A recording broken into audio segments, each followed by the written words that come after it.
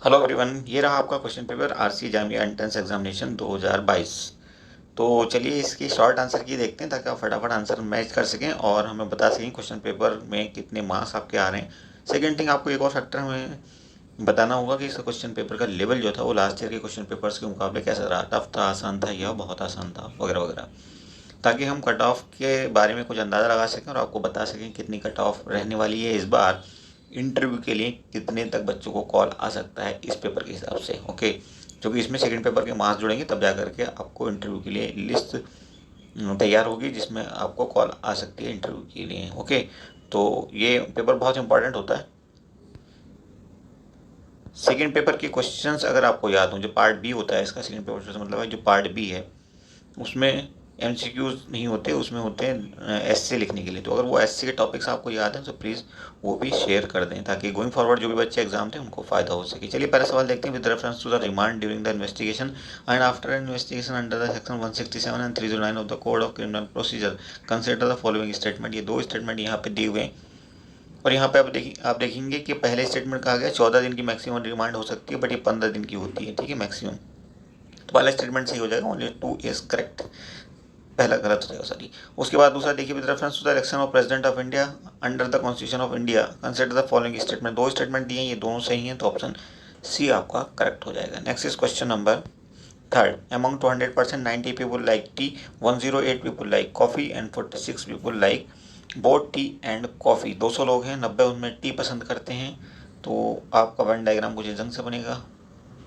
Okay, 90 उसमें से T पसंद करते हैं और 46 दोनों पसंद करते हैं, और जी 108 लोग जो हैं वो पसंद करते हैं कॉफ़ी।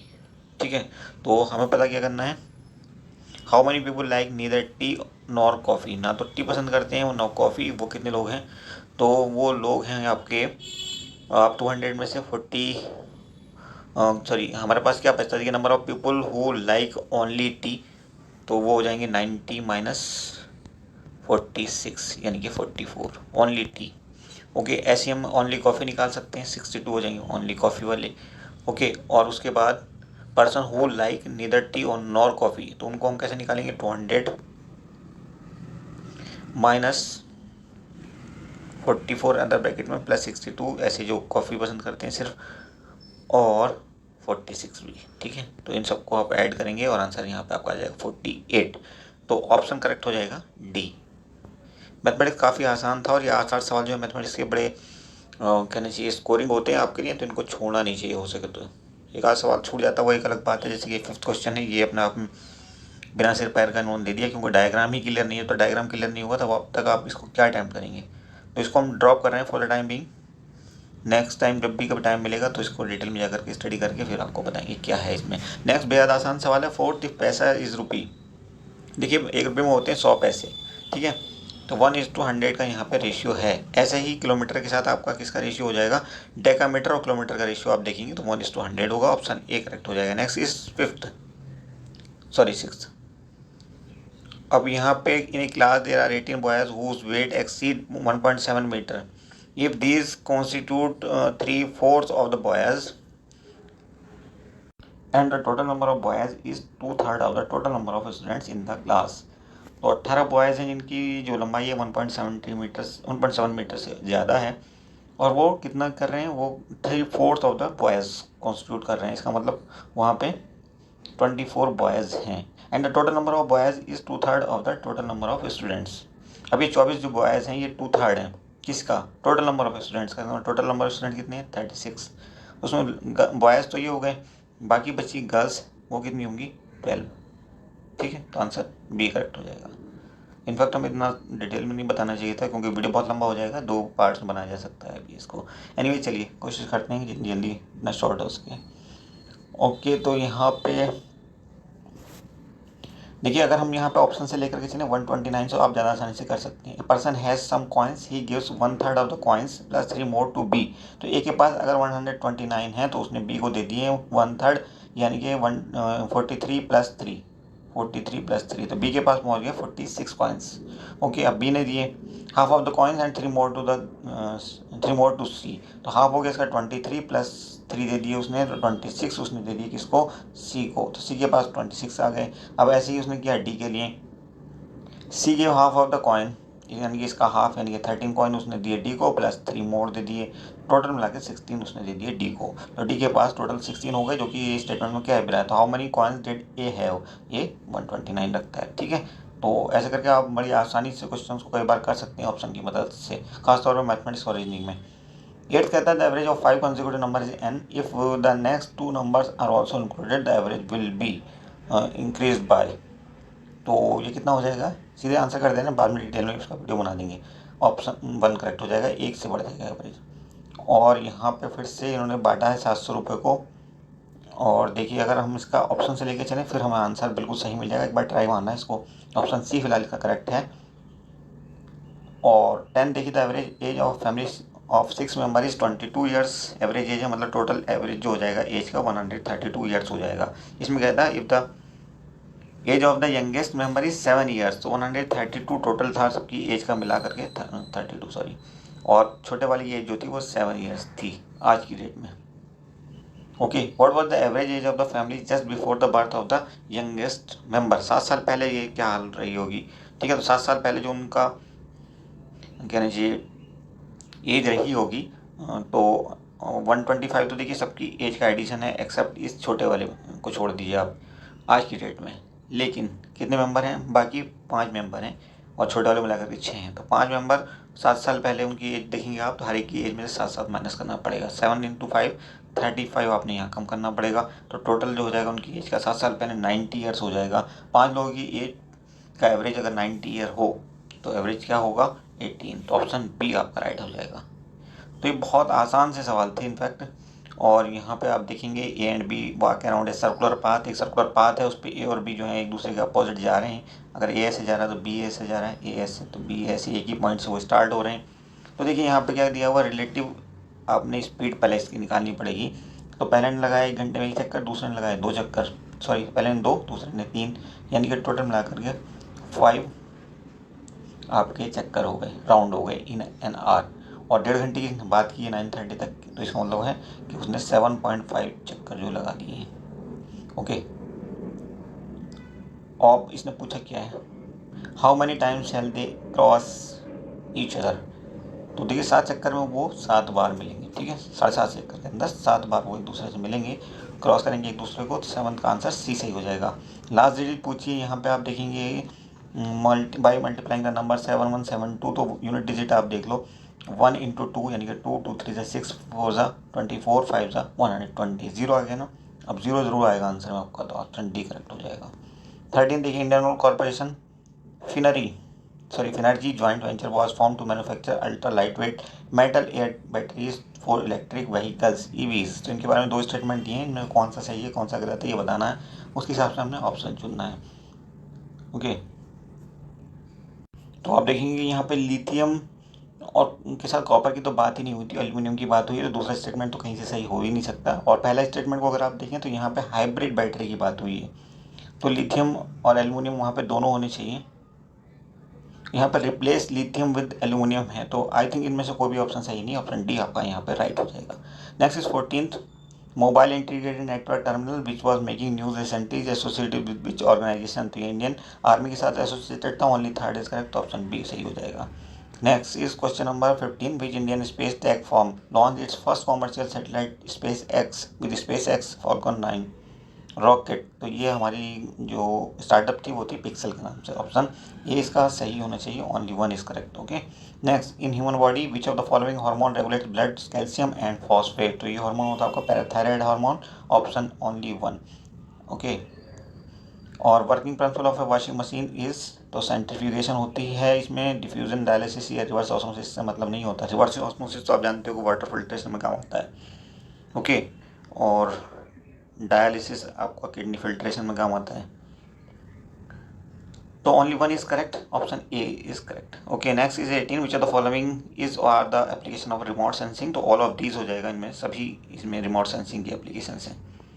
और आगे बढ़ते हैं 19 DPT vaccine is categorise as which of the following. तो एंटीवायरल तो ये नहीं है, जो कि डीपीटी में आप जानते हो डिप्थीरिया होता है, और दो कौन सी और डिजीज होती है रिकमेंड करके बताइए। एनीवे तीनों की तीन डिजीज जो होती हैं ये होती हैं बैक्टीरियल डिजीज। तो एंटीवायरल तो ये नहीं हो सकती, एंटीप्रोटोजोन भी नहीं हो सकती, वो एंटीप्रोटोजोआ से को मतलब है नहीं, जब प्रोटोजोआ है ही नहीं तो वहाँ पे एंटीप्रोटोजोआ की बात कैसे कर सकते हैं। अच्छा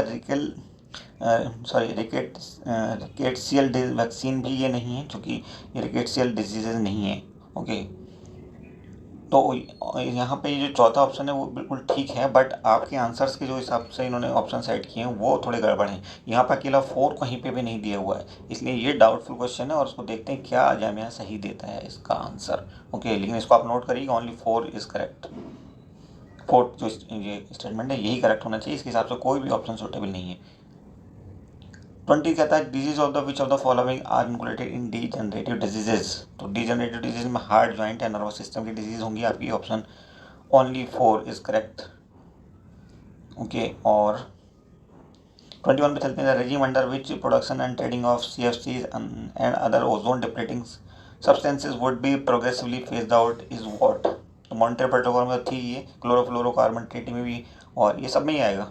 all of the above are correct, option D is सही करेक्ट। सॉरी, और 22 देखिए, which of the following gases destroy the chlorophyll present in the plant leaves, find the correct choice. तो यहाँ पे SO2 और C2H4 दोनों गैसेज होती हैं जो क्लोरोफिल को डिस्ट्रॉय कर देती हैं। नेक्स्ट 23 कहता है consider the following statement with reference to BrahMos.